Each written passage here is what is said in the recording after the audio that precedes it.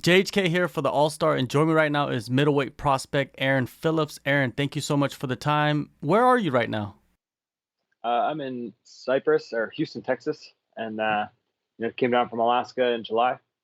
So it's I've been an adjustment. All right, all right. Well, before you went to Houston, Texas, how was your trip back to Alaska?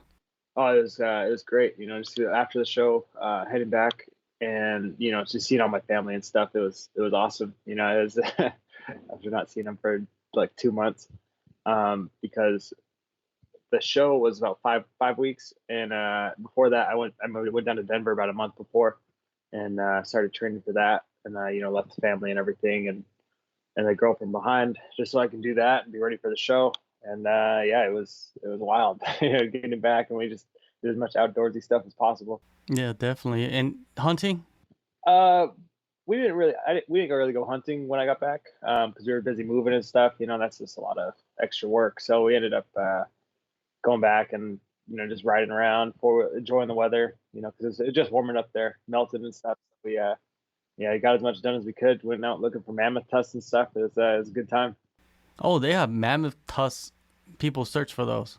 But yeah, we you just find them out there. Yeah, it's on the Wow. so where I'm at. It's a coastal village, so you go down the way of the beach ways and get to the permafrost, and yeah, you get closer to the Arctic Circle, and they're just out there laying around. It's pretty wild. Yeah, that intrigues me so much because I've watched that show, something below zero, and then a bunch uh, of shows based in like the Arctic Circle and in Alaska. I kind of want to live up there for some reason because I want to go hunting. yeah, it's definitely a good time, and a lot of people up there live off the land and stuff. So it's awesome. And if you see, I think Life Below Zero, I think is what you're talking about in Norvik. Yeah, I know. That's just so the company I work for up there, the local airline, we fly to Norvik and we supply them with like groceries and mail and stuff, like move passengers. That's pretty cool. Get to see all the camera crews go in and out of there. Yeah, definitely, definitely. Now, living in the house, man, is one thing, but living in the house with a bunch of dudes, you know what I mean, is another. But at the same time, you get to train with the champ, you learn from the coaches, there's a lot of growth there. How much growth did you have in the house with your skill set and even your mindset? Oh man, so much. It's kind of like it's kind of hard to describe, just because everybody else is coming from all these great teams and great, like, training partners and stuff, and they're all really good. And I get in there and not the most. I'm being confident. Being a fighter, you have to be kind of confident, but like oh man, I only know from what I've taught myself basically, and yeah, getting in there and like everything every day was learning every day, like the mindset to have and everything. It was great, and I learned a lot, like almost too much. My brain almost exploded. Yeah, 5 weeks can go by real fast, huh? Yeah, it wasn't too bad for me, just because I'm not coming from a team or anything. So it's like I get there and I'm like, oh, this is my first team. Yeah. So I thought that was pretty cool. And I enjoyed it. They probably could have extended another week, but it's all right. Yeah, it's all good. COVID, man, they mess everything up. Now, what were some of the things you hated about being in the house with all dudes? Um, a lot of us, a lot of us struggled to do the dishes. So you had a bunch of grumpy guys doing dishes or scolding you for not doing dishes because nobody wanted to do them. So uh, we, it wasn't the tidiest at times, but we were pretty clean. I was like, it was way cleaner than I thought we were all going to be. So that was a little nice surprise. But the toughest part was probably at first the cold ass pool, man. That sucked. Um, Not understanding the request form that we got, like how much like groceries we can get, or like what we could get away with. That was, but once we figured that out, the house is great.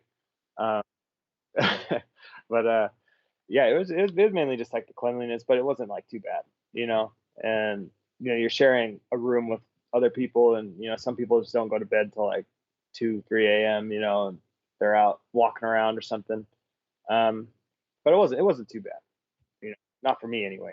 Did you like how the show was edited? Because I saw the guy that you fought in the house, Andre Petrosky, he was mentioning things that were not on the show that they could have put on there to make it more entertaining. Oh yeah, there was a lot that they left out. Like I did like a few of us did shoes with Volk and stuff, and they came by for that's when they came by for sushi that one time. Yeah, we did a I think we did a shoey that night, or we ate a fisheye that night, and they did stuff like that, and we had Battle and Ryder. I don't know if they want me to talk about it, but it's pretty funny, so I'm going to talk about it. They streaked through the apex. Can't say many people did that. So uh, yeah, it's just things like that, or Scrappy. He was always throwing back ready whip, 0 calorie, of course. So there's the sugar. So um, but they had a lot of stuff in there. There's a lot of stuff in there, but they made us look. They just showed like our fight stuff. So which you can't really complain. It's professionalism about it, and I don't know. There's a lot of funny stuff though that they probably could have showed just to like throw it in there. It's like, oh, this happened, and because it was stuff that we were like, man, like let's get on. We were like excited to see it on TV. Like we're dreading it, but at the same time we're like happy. Like we're like, oh man, then it gets on, it should be so funny, and no, I never showed it. So The beef is, the what is it? The altercations and all that is cool, but like funny things are better, man. If the show is funny, like I think more people will watch. yeah, we all like in the house. We all pretty much got along. We all got along. We were all really civil and just a good group of guys. And I thought they could have just shown a lot of funny stuff if we weren't in there arguing. Might as well just show all the like the the entertainment. It was fun because you got a lot of bored guys in there. Competitive board guys who just make anything crazy like Jenga or something. Card games. It was yeah. So I think they missed out on quite a bit. Yeah, they did. And now yourself, man, you're returning at Firepower 3. Was it difficult for you to get booked because it took quite a while, right?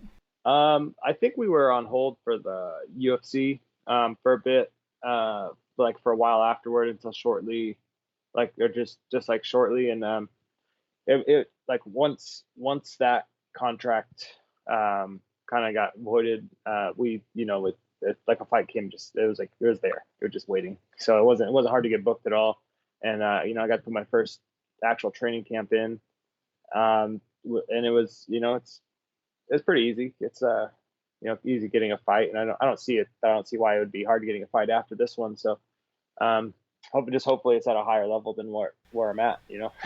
For sure. And is it the main event of the show? Yeah, main event of the show. Which it could be the first fight or last fight. It doesn't matter to me. As long as I'm in there, it's been too long. How has it been having your first real training camp for a fight?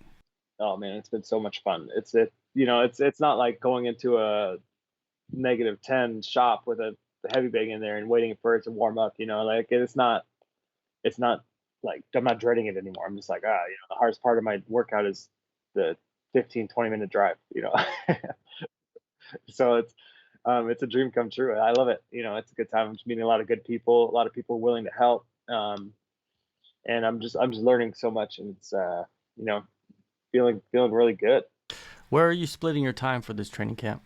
A lot of my time is going to the Gracie Barra Champions gym, but we also have been going to the Gracie Barra Katie gym, and they have different things. They have different people, and I'm just going between those two places, and it's and on top of that, keeping my same conditioning routine that I was doing on my own. So I'm still doing a lot of stuff on my own, but as far as that goes, it's like conditioning stuff. I'm not trying to watch YouTube videos to learn anymore. I'm actually learning this stuff from guys who are, and they got me on the right path, and they got me healthy, and I couldn't really ask for more.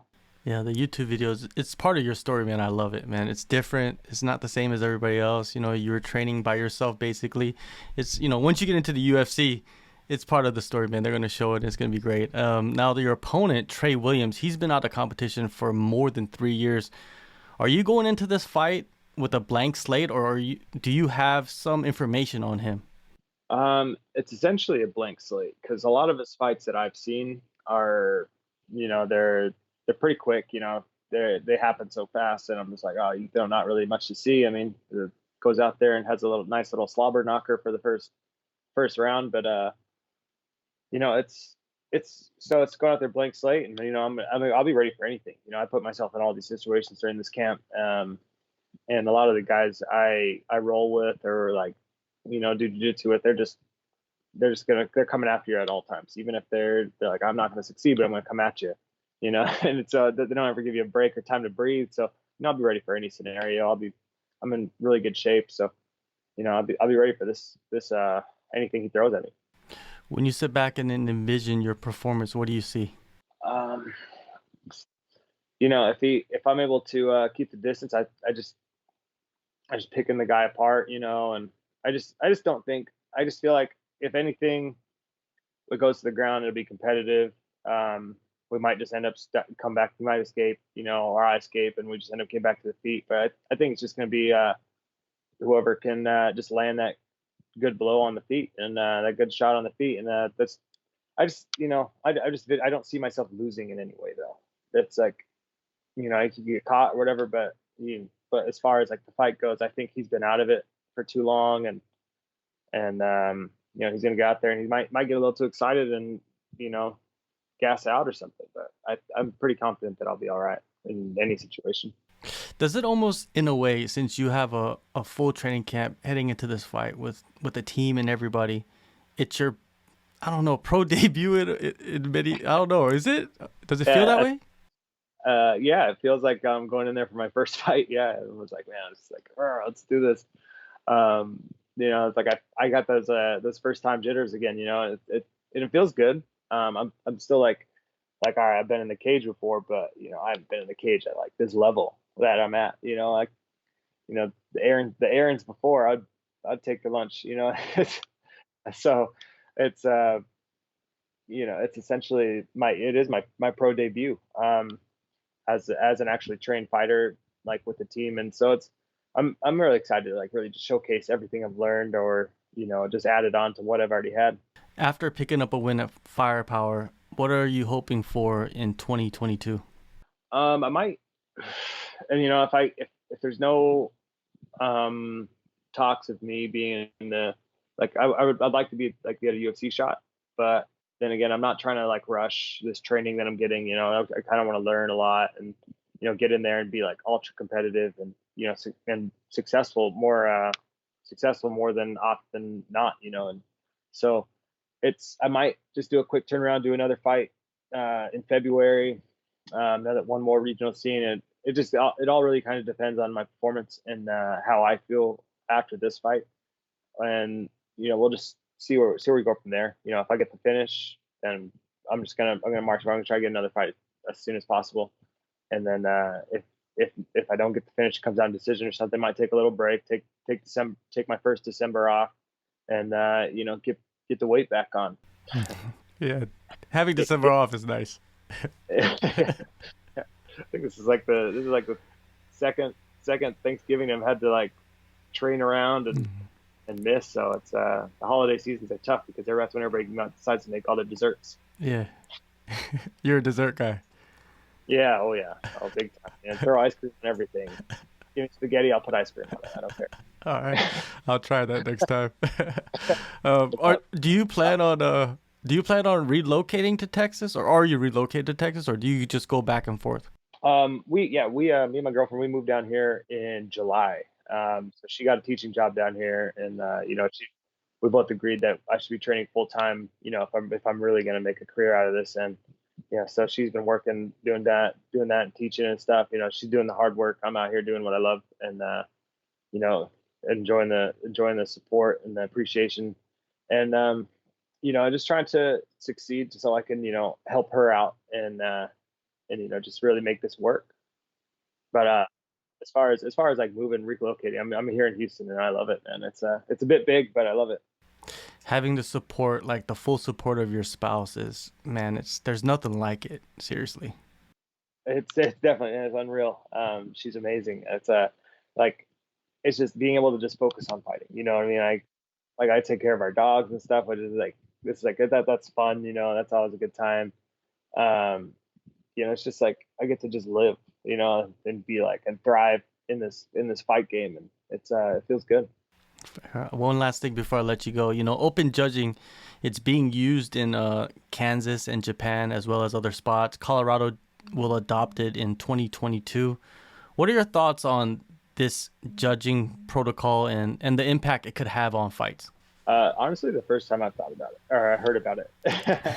So if you could explain it, I don't Okay. know. Okay, I think, yeah, I'll simplify, because I don't want to get into this long rant, right?